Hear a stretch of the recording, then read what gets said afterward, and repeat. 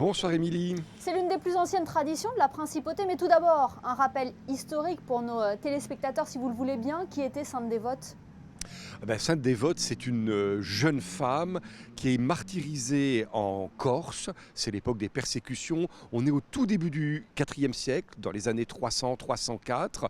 Et puis à ce moment-là, les chrétiens de Corse, qui ont peur pour leur propre vie, mettent le corps de Sainte Dévote dans une barque, pensant que la barque va partir vers l'Afrique du Nord, où à l'époque la chrétienté est florissante et où les communautés chrétiennes vivent un peu plus librement. Et puis des vents contraires, mais tant mieux pour nous ici à Monaco, vont pousser la barque jusque vers ce vallon où je me trouve au moment où je vous parle. Et les chrétiens de Monaco à l'époque vont récupérer le corps de Sainte Dévote. Et puis il devait y avoir quelques explications. Et donc ils ont compris que c'était une jeune martyre. Et donc dès le début, il y a eu un culte pour cette jeune martyre qui aujourd'hui encore est la sainte patronne de la principauté, de la famille princière et de l'archidiocèse de Monaco. Et c'est une sainte patronne que l'on partage aussi avec la Corse. Bien entendu, et alors cette année ce sera très symbolique puisque l'évêque étranger, si j'ose dire, qui va venir présider ces cérémonies, ce sera le cardinal Bustillo, qui est précisément évêque de Corse. Alors pourquoi le programme des célébrations débute la veille de sa fête, le 26 janvier ? Alors il y a une origine, j'allais dire, liturgique dans l'église catholique. Souvent les très grandes fêtes débutent la veille par ce qu'on appelle une vigile. Alors là, c'est pas au sens strict une vigile, mais dès demain matin, vendredi, dans cette église, il va y avoir la traditionnelle messe en monégasque.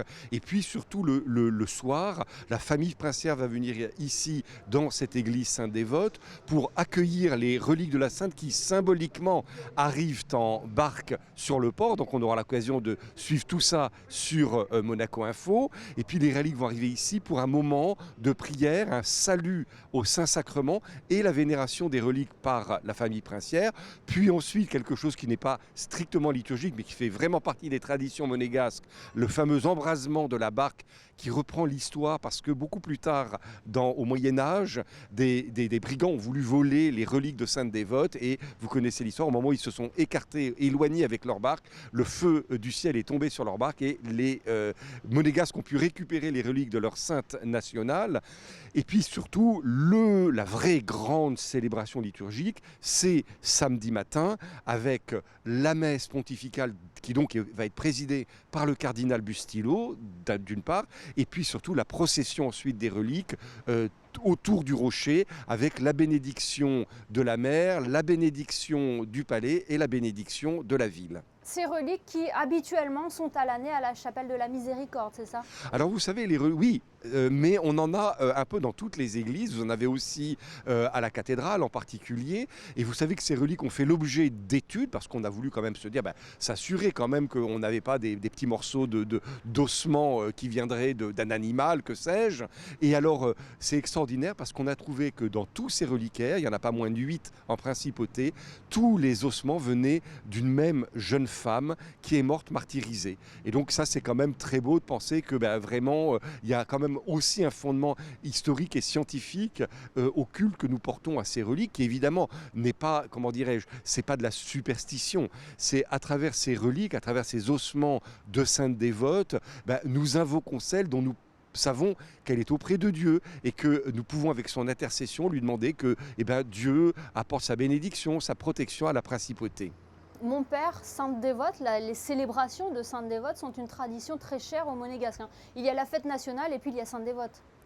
C'est-à-dire que pendant très longtemps, la Sainte Dévote était la fête nationale. Et puis, à la faveur des courants un peu plus nationalistes, dans un sens très neutre du terme, au XIXe siècle, c'est le prince Charles III qui a voulu créer une fête nationale, comme on l'entendait un peu plus à l'époque, et qui est devenue la dite fête du prince.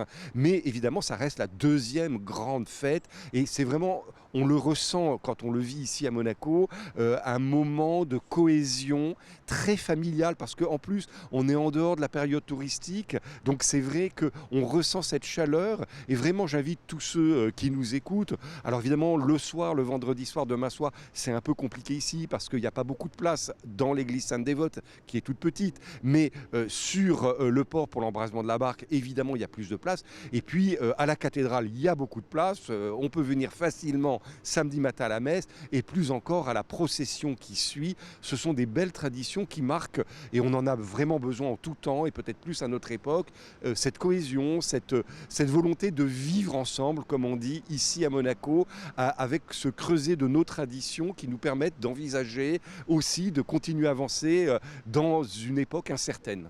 Et ces deux moments seront à suivre en direct sur Monaco Info. Ça débute donc vendredi à partir de 18h30 avec vous, Christian Venard et Geneviève Berthy, pour suivre donc les célébrations de la Sainte Dévote sur Monaco Info. Merci beaucoup d'avoir été avec nous. Avec plaisir.